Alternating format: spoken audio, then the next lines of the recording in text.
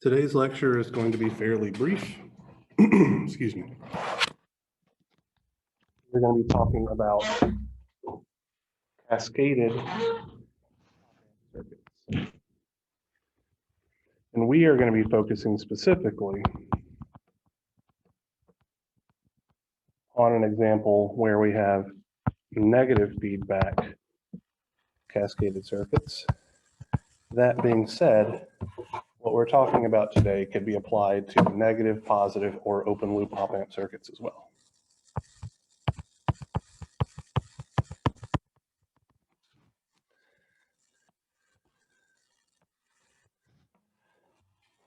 So in general, a cascaded amplifier is one in which we have an input signal x of t, which is being amplified by some particular amplifier having a gain of A1, and then the output signal of that amplifier is used as the input of a second stage.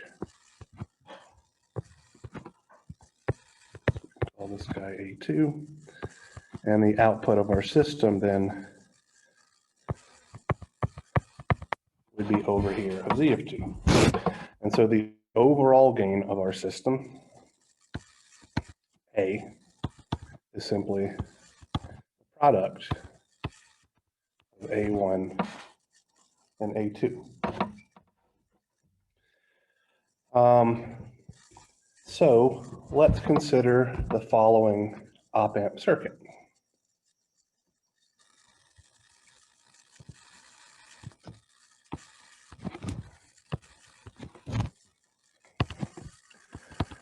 Where this is amplifier 1.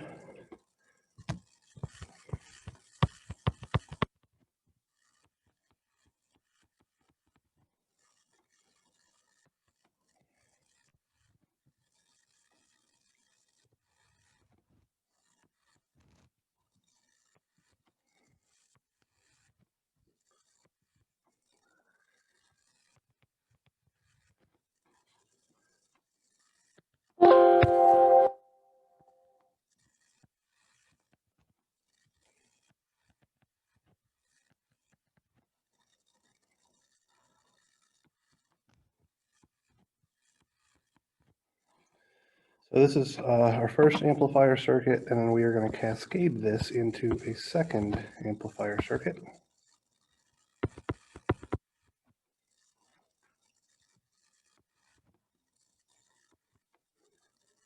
So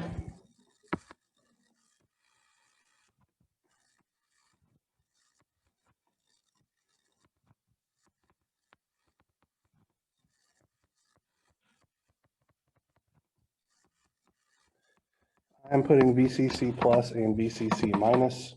So both op-amps are receiving the exact same supply voltages, but that does not have to be the case by any stretch of the imagination.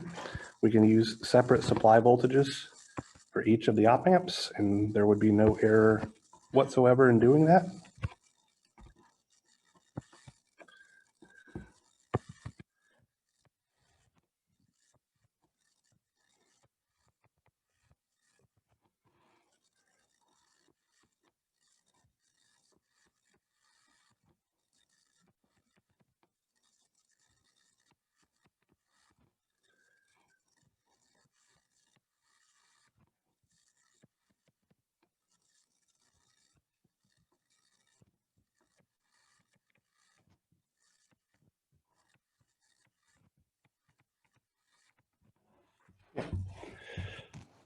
All right, so there are a couple of different ways that we can analyze this circuit. And I'm going to talk about a way that isn't the easiest way first, because we could break our ability to analyze this circuit very easily, okay?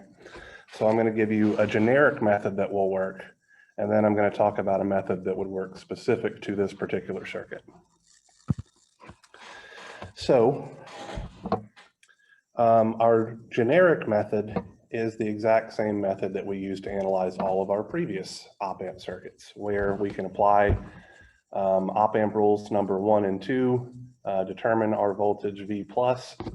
Here we're going to have two different V pluses, one for amplifier 1 and one for amplifier 2, and then apply Kirchhoff's current law at our non-inverting input node. So let's see what that analysis method looks like. Okay, so step 1, I'm going to have to label some things here. I'm going to call this guy VB,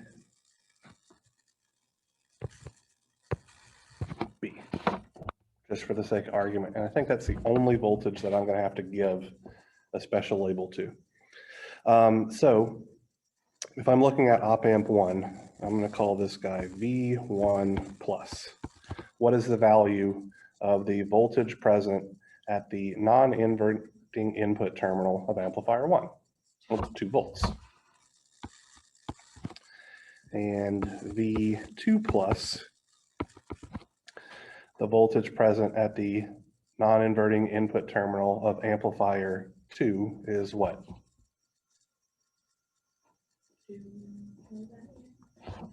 Why wouldn't we? A fantastic question. So the question asked by the people attending in class was, do we know that yet? And I would argue that we do, right? The reason that we do is if I apply op-amp rule number 2, and I say that this current, I2 plus, has to be 0 amps, then we know that there cannot be a voltage drop over the 7 kilo ohm resistor because there is no current flowing through the 7 kilo ohm resistor. So V2 plus has to be 0 volts, right?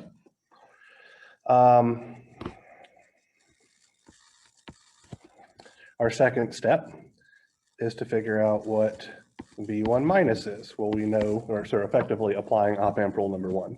So we know V1 minus is equal to V1 plus is equal to 2 volts. And so I'm just going to make a note of that here. V2 minus is equal to 2 volts. Similarly, we can say that, sorry, that should be V1 minus because it's op-amp 1. I apologize. We can say V2 minus is equal to V2 plus is also equal to 0 volts. So we'll make a note of that as well.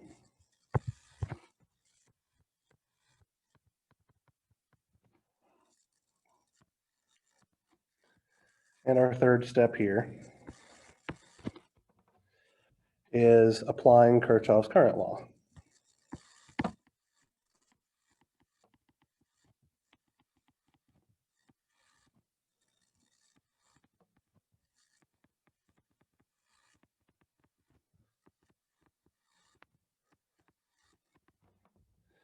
So if we apply A1, or excuse me, if we apply KCL at the inverting input terminal of A1, what we're going to have is 2 volts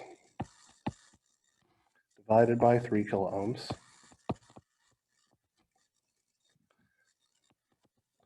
plus 2 volts minus VB over 5 kilo ohms equal to 0. And when we apply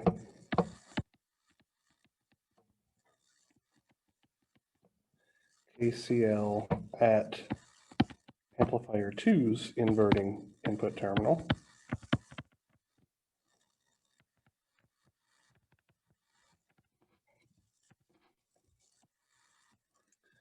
what we get is 0 minus VB, so negative VB divided by 10 kilo ohms. That is a loud screechy noise. Plus 0 minus V out. So I'm just going to write this as minus V out.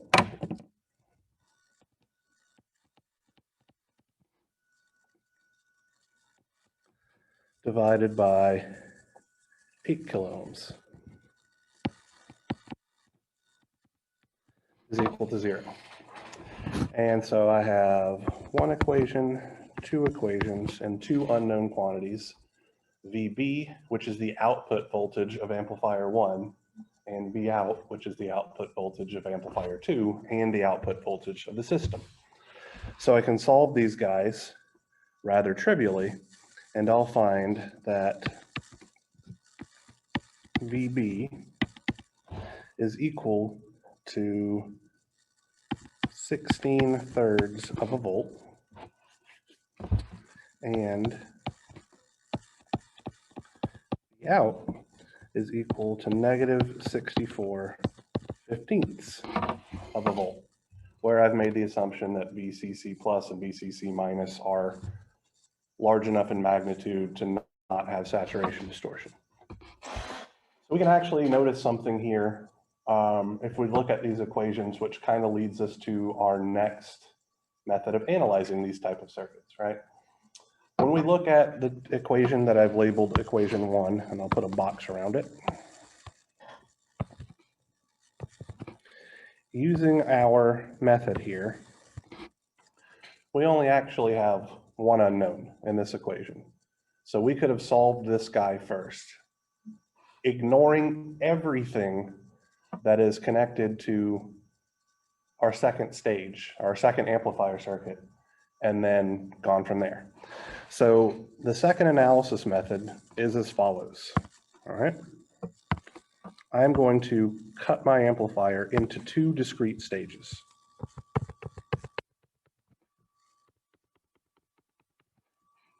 I'm going to do my analysis over here on the right-hand side because I will literally need this small amount of room, and that's it to analyze this whole thing, all right? I'm going to call this guy stage number 1. I'm going to call this guy over here stage number 2. So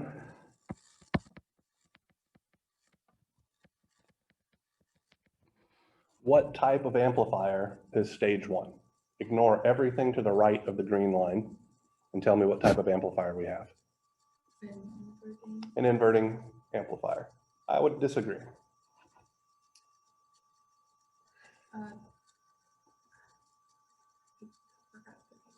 But with the resistor to bring some voltage back to inverting.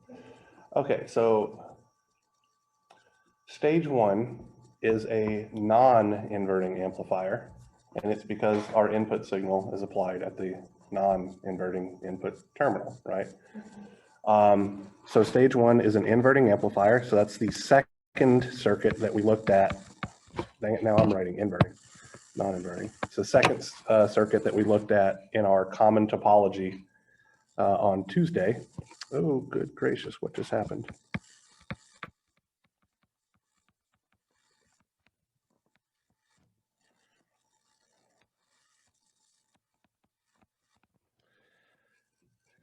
So if we can identify that amplifier as a non-inverting amplifier, what is our voltage gain for that system? Look back in your notes.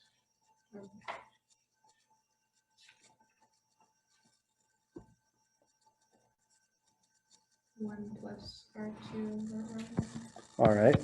So for this particular circuit, we'll have a gain of 1 plus R2, which is the 5 kilo ohm resistor, over R1, which is the 3 kilo ohm resistor, meaning that we have a gain of 1 plus 5/3, which is going to look like 8/3.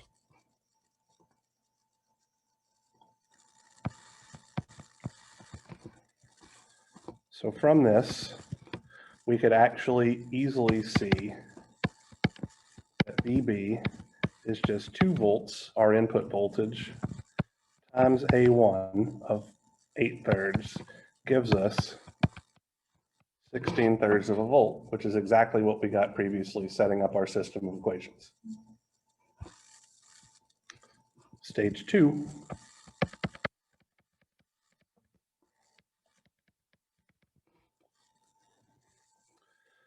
What type of amplifier is that? Feel free to look at your notes and figure it out. Okay. I don't expect you guys to have these memorized yet, but it would be a good idea on your exam. Listing out those type of amplifiers and all that kind of stuff would be a great thing to do on your equation sheet, because I'm going to ask you a question very much like this on the test, where part of what you're supposed to do is identify the type of amplifier that forms each stage. So what is this guy? This one is an inverting amplifier because the input signal is applied through a resistor to the inverting input terminal.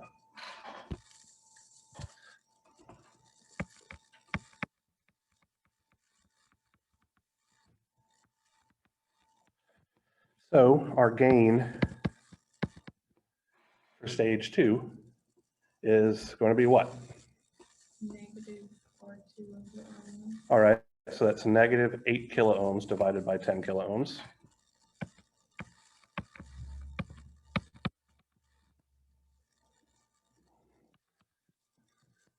Which would be negative 8 over 10. And so we could say that V out is simply VB multiplied by A2, which is 16/3 times negative 8 over 10. Looks like negative 128 over 30 volts, which is the exact same thing as negative 64 over 15.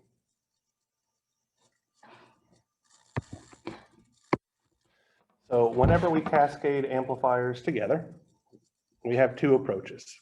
We can look at the system as a whole and go through it meticulously step by step, developing a system of equations that tell us how the amplifiers are chained together and all that kind of stuff. Or we can break the circuit down into digestible chunks that look familiar and then use our input-output relationships that we've already developed to tell us exactly what's going on, and then just multiply those results together. So in my opinion, the second methodology, the one on the right-hand side here, is the easier one because I've had a lot of experience identifying those amplifiers and all that kind of stuff. I understand that you guys haven't yet. So that's why it can make, that part may seem more difficult now, but I guarantee you that by the time that you're a senior and you've had to do so many of these different things, because you're gonna be dealing with amplifier circuits in an overwhelming majority of your classes for at least some portion of it, that learning how to chain them together like this is definitely going to be the approach that you're going to take. That being said, the methodology that we did on the left-hand side absolutely has its use because, let me erase this guy right here. If I did something as simple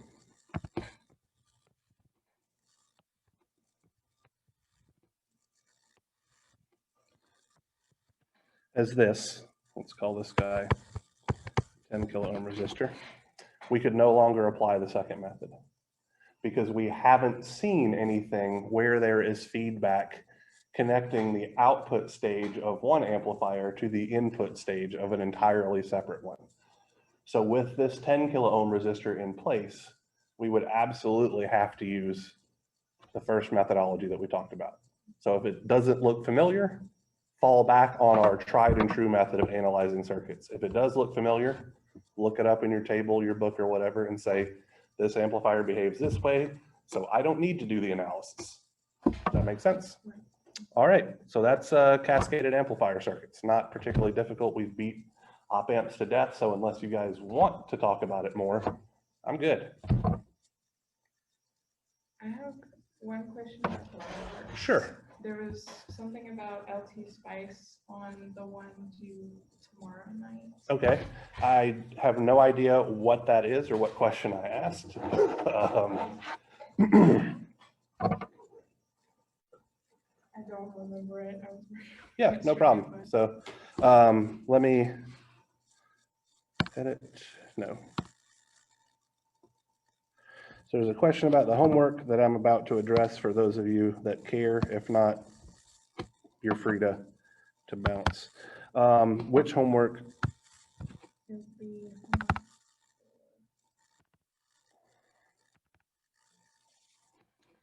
All right.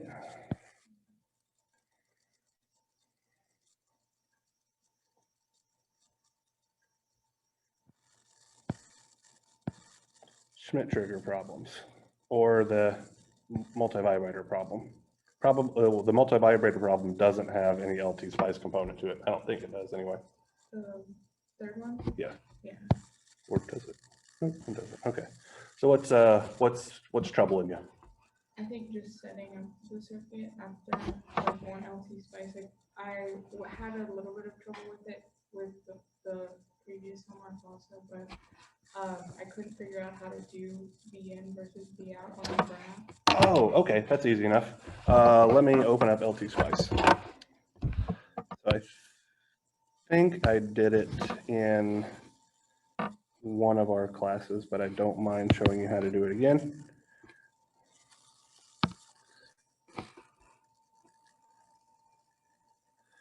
No, let me just make a new one. All right, let me stop sharing here. Start sharing my screen. For whatever reason, it wasn't doing what I wanted it to do.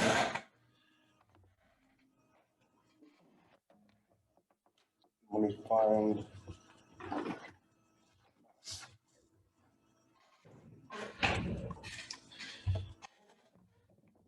So I'm gonna have to kind of flip back and forth here to see what we have.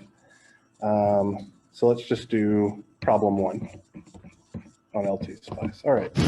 So VCC plus is 10, VCC minus is 10, positive feedback. All right.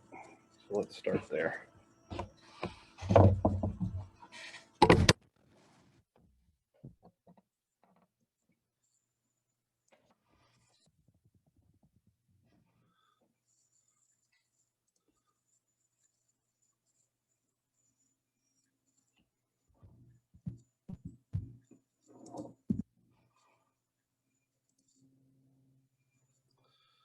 Wire, there we go.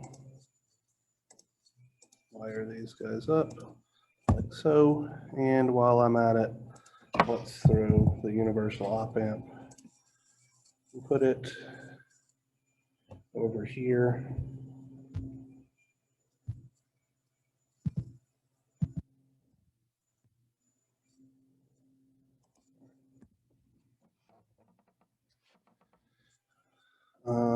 Let's see, label VCC plus.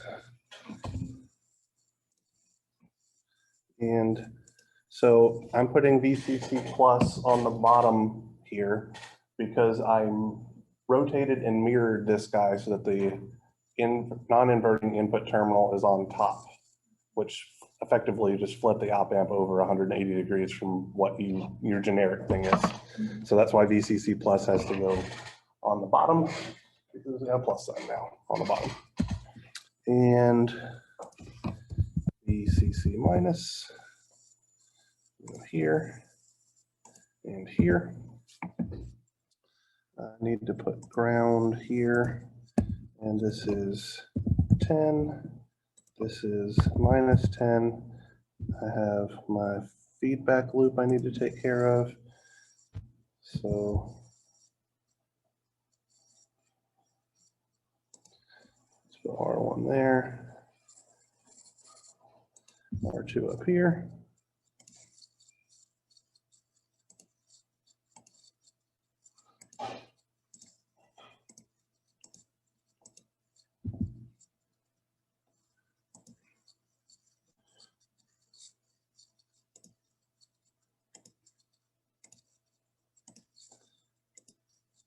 Here's my output terminal, so I'm just going to label this guy as V out.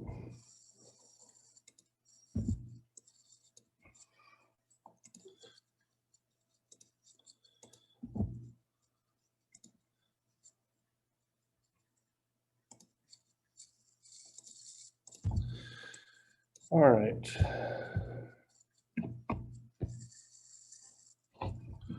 And I'm going to move my voltage sources over a little bit because they're going to be in my way. No, that's not what I wanted to do.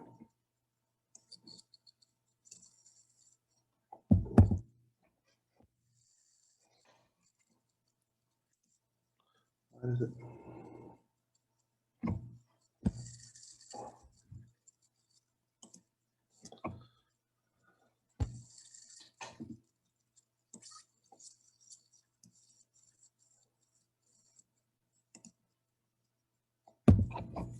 I don't know why it's snapping back to that at all.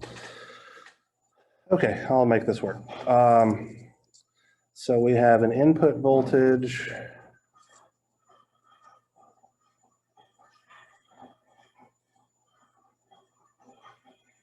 Well, we're not specifically told what it is, so I'm just going to make one up. So it's going to go from positive 10 volts to negative 10 volts over the full range. And we have a reference voltage of 2 volts. All right.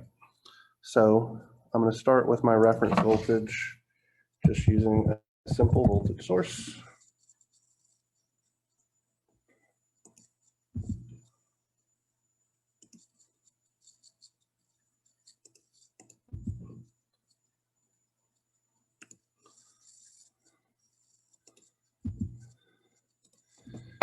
Has a value of 2.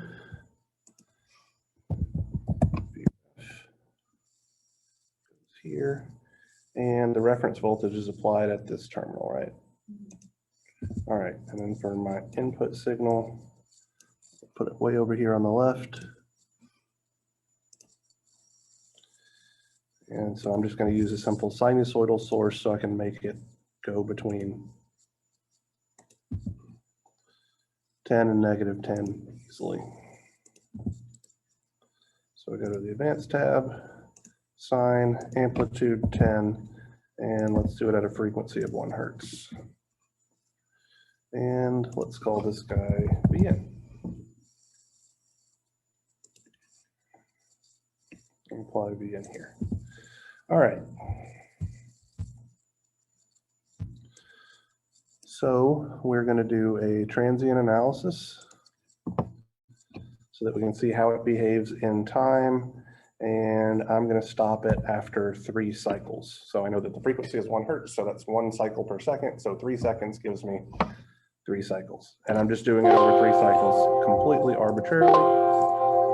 Now I need to put in all the different resistor values because apparently I forgot to do it. So what are they? Let's see. R2 is 13, R1 is 7.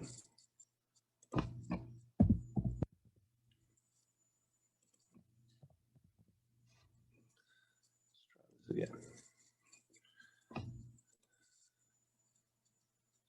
Fit. All right, so if I look at my output voltage, that seems fine. Right now, it's my output voltage plotted as a function of time, right? We want our output voltage plotted as a function of Vn. So I just right-click the x-axis and change my quantity plotted to be V open parentheses in.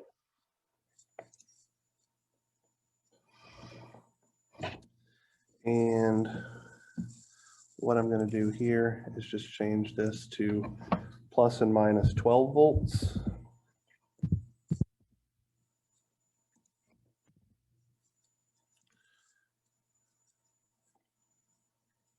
Just so we get a little bit better.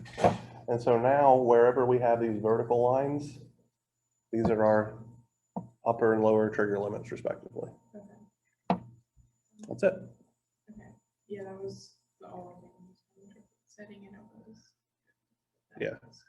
So yeah, if you want to plot it as a function of a different variable, you just right click the x-axis and tell it what variable you want to plot the output versus. That's it.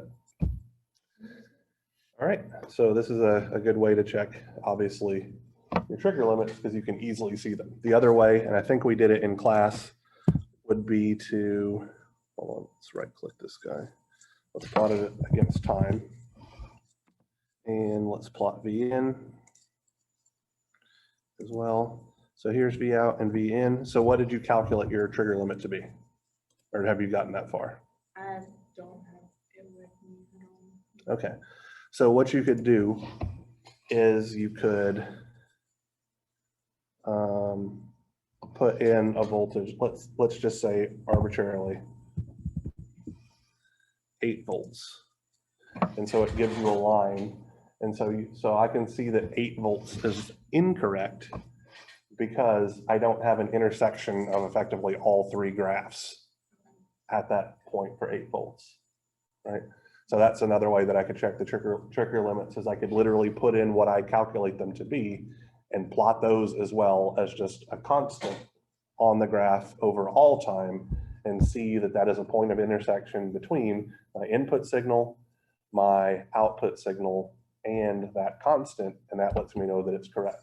So 8 volts is close, but it's not quite right.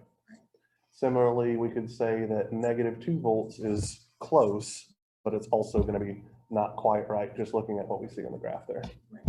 But for the purposes of the homework problem, where I explicitly say plot it as V out versus V in, then you just right click this guy here and tell it to put as V in. Right. Alrighty, so I'm going to upload the last homework sets for the op-amp stuff today in the next couple of minutes, and I'm also going to upload something for Monday. It's not a homework at all. It is a table that I've created that we are going to be using extensively for the next several class periods as we talk about transient analysis of second order circuits. So effectively, we're going to have to be doing some calculus, and instead of doing the same bit of calculus over and over and over again, which would be, in my mind, boring and insane, I'm just giving you a table that tells you what the results of that calculus will be every time. Right. So we can just refer to that. Alrighty, I hope you guys have a great weekend. Or I don't know if your weekend starts now, but mine effectively does. So I'll see you guys on Monday.